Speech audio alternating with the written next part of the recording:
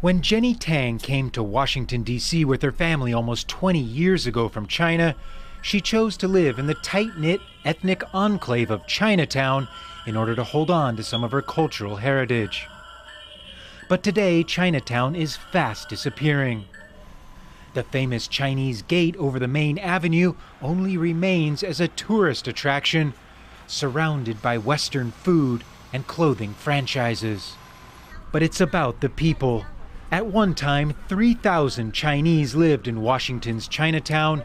Today, only about 300 remain.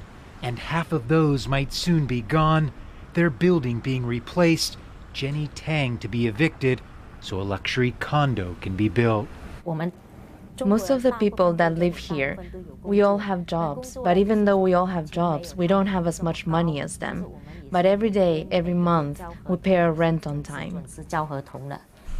They're victims of what's called gentrification, a process through which poor minorities are pushed out as a city develops and the wealthy move in. According to one study, non-Chinese populations in these areas have doubled in a decade.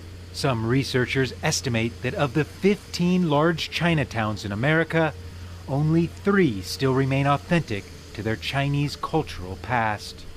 A Chinatown is not just where the people reside. Chinatown is a place where social networks, economic fabrics, right? It's being built. But when Chinese are pushed out, it breaks up cultural cohesion of the community and threatens traditions. But in New York, people are fighting back. In some ways, New York City has been one of the lone success stories of people taking to the streets to fight back against development. Because everybody here knows once the heart, soul, and original character of their Chinatown is gone, it likely will never come back. In Washington, Jenny Tang knows this and is deeply saddened. My sister tells me to come back to China, but I don't want to go back.